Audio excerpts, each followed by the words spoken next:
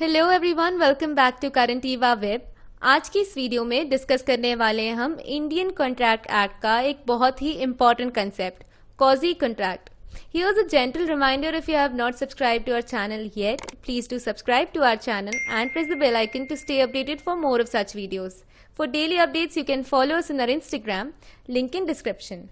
Now, Indian contract act के section 68 to 72 deal करते हैं कॉजी कॉन्ट्रैक्ट से। कॉजी कॉन्ट्रैक्ट समझने से पहले हम देखते हैं द टर्म कॉजी। तो कॉजी एक लैटिन टर्म है जिसका मतलब होता है एज इफ, सिमिलरली, सीमिंगली। हमें दिखता है एज इट इज, पर रियलिटी में वो वैसा होता नहीं है। तो ये टर्म कॉजी कॉन्ट्रैक्ट डिराइव होता है रोमन लॉ के एक्सप्रेशन से, ऑब्लिगेशियो कॉजी एक्स कॉन्ट्रैक्टिव। कॉजी कॉन्ट्रैक्ट एक रियल कॉन्ट्रैक्ट नहीं है, कंस्ट्रक्टिव कॉन्ट्रैक्ट नहीं है जहां दोनों पार्टीज इंटेंशनली एंटर करें और ऑब्लिगेशंस परफॉर्म करें। कॉजी कॉन्ट्रैक्ट रिजेंबल करता है एक रियल कॉन्ट्रैक्ट जैसा, पर असल में दोनों पार्टीज ना चाहते हुए भी एंटर करती है कॉन्ट्रैक्ट में, जहां पे किसी एक को ऑब्लिगेशन परफॉर्म करना पड़ता है। तो कॉजी कॉन्ट्रैक्ट एक ऐसा कॉन्ट्रैक्ट है जहां दोनों पार्टीज ना जानते हुए और ना चाहते हुए किसी एक अग्रीमेंट पे एंटर कर लेती हैं, जहां किसी एक को कोई लाइबिलिटी या कोई ऑब्लिगेशन परफॉर्म करना पड़ता है on the grounds of equity. अब इसका एक बहुत ही सिंपल एग्जांपल ले लेंगे कि मान लीजिए मैं किसी के घर जाती हूँ और वहां पर अपना हैंडबैग भूल कर अपने घर वापस आ जाती हूँ। तो सामने वाला जो है वो ऑब्लिगेटेड हो जाएगा, वो ड्यूटी बाउंड हो जाएगा कि वो मुझे मेरा हैंडबैग वापस करे।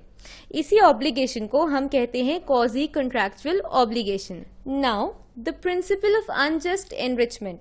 कॉजी कॉन्ट्रैक्ट बेस्ड है एक प्रिंसिपल ऑफ इक्विटी में, जहां पे किसी भी इंडिविजुअल को अलाउ नहीं किया जाएगा to enrich himself unjustly at the expense of another.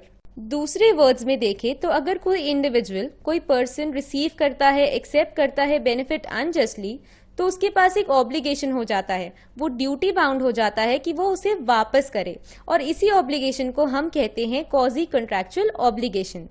Now Indian contract act के मुताबिक 5 टाइप के, there are 5 kinds of quasi contracts जो कि दिए हुए हैं सेक्शन 68 to 72 में। चलिए इन्हें डिस्कस कर लेते हैं। तो सबसे पहला आ जाता है section 68, necessary supply to a person who is incapable of contracting.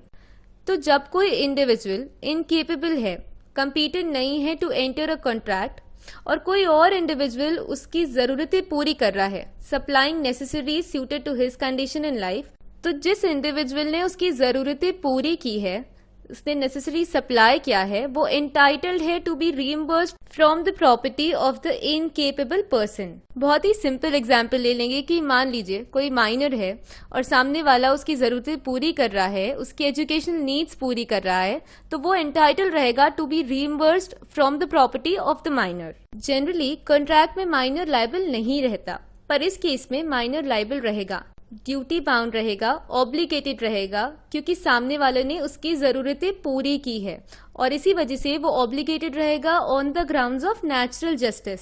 और इसी ऑब्लिगेशन, इसी ड्यूटी को हम कहते हैं quasi contractual obligation. Now the term necessaries, कोई प्रॉपर डेफिनेशन नहीं है टर्म नेसेसरीज का।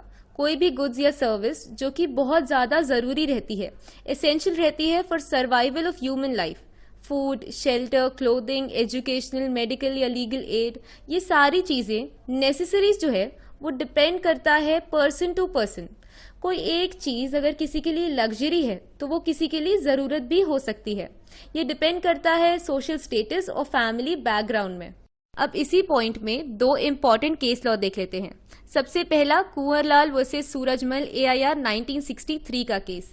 इस केस में एक घर दिया गया था माइनर को रेंट में, उसके रहने के लिए और पढ़ाई के लिए, और बाद में इसे रिकवरेबल पाया गया ऑन द ग्राउंड्स कि ये सप्लाई ऑफ नेसेसरीज में शामिल है। इस केस में माइनर की कॉजी कॉन्ट्रैक्चुअल ऑब्लिगेशन थी, वो लायबल था टू पे बैक।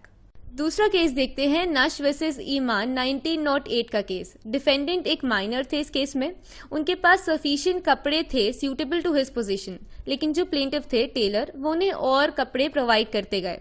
बाद में इसे रिकवरेबल पाया नहीं गया क्योंकि ये सप्लाई ऑफ नेसेसरीज में तो आता ही नहीं है, क्योंकि डिफेंडेंट के पास सफिशिएंट कपड़े ऑलरेडी थे।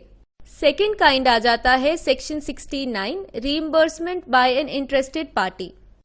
तो अगर कोई इंडिविजुअल कोई पेमेंट दे देता है किसी और के बिहाफ में कॉमन इंटरेस्ट में, तो जिसके बिहाफ में पेमेंट दी गई थी उसका एक क्वाजी कॉन्ट्रैक्चुअल ऑब्लिगेशन आ जाता है टू रीपे द सेम। जिसने पेमेंट दी वो इंटाइटल्ड है to be reimbursed by the other person. अब इस केस में दो एसेंशियल एलिमेंट्स आ जाते हैं। पहला, कोई एक इंडिविजुअल जो कि इंटरेस्टेड हो किसी भी कॉमन इंटरेस्ट से या अपने बेनिफिट से इंटरेस्टेड हो इन पेमेंट ऑफ मनी और इसी वजह से वो पे कर देता है।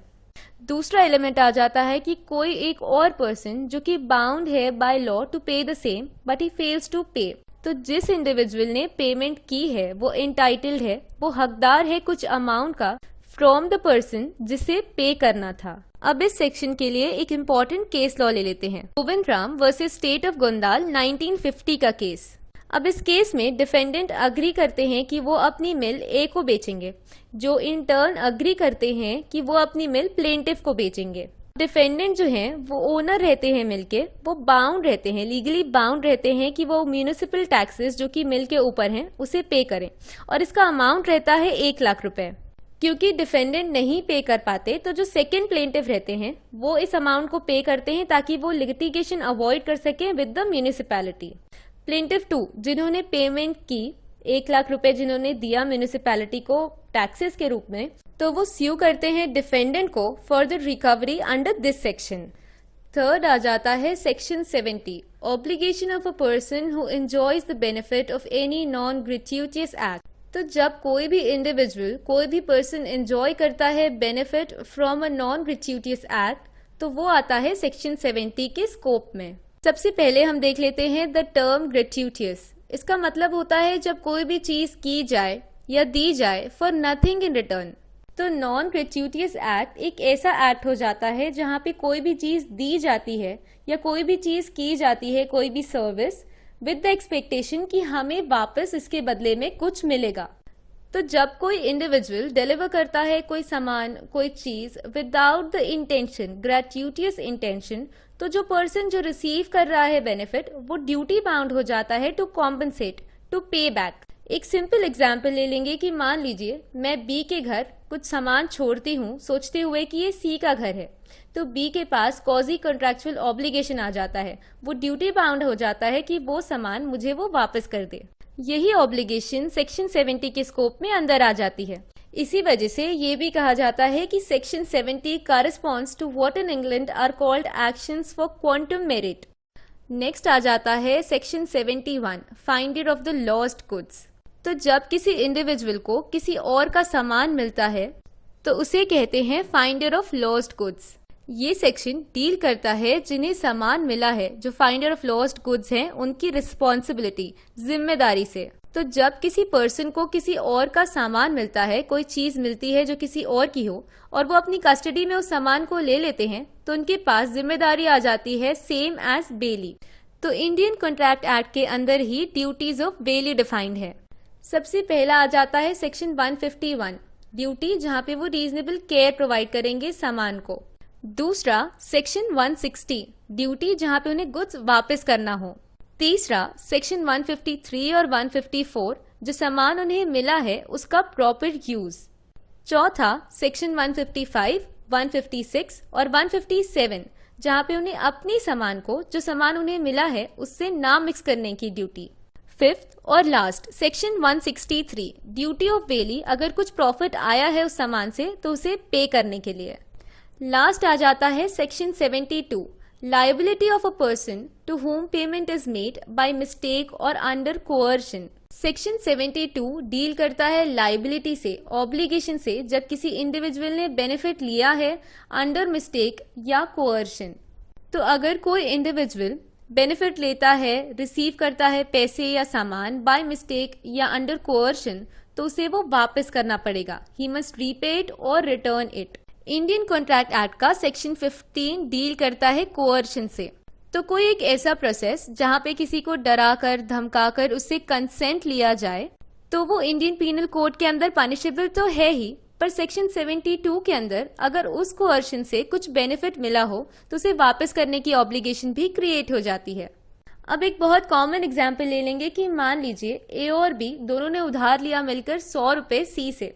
अब ए किसी दिन जाकर सी को 100 रुपए वापस कर देता है बिना बी को बताए। बी भी जाकर सी को वापस कर देता है 100 रुपए बिना ए को बताए। तो ये 2 बार जो पेमेंट हुई है वो अंडर मिस्टेक हुई है, और इस मिस्टेक, इस गलती की वजह से सी जो है वो बाउंड रहेगा, ड्यूटी बाउंड रहेगा, ऑब्लिगेटेड रहेगा कि वो वापस कर दे एक्स्ट्रा पैसा। इसे ही हम कहते हैं कॉजी कॉन्ट्रैक्चुअल ऑब्लिगेशन, और ये चीज आ जाती है सेक्शन 72 के परव्यू में। अब इसी मसले पे एक रेलेवेंट केस लॉ ले लेते हैं, Amin trading company versus bank of Baroda 1994 का केस।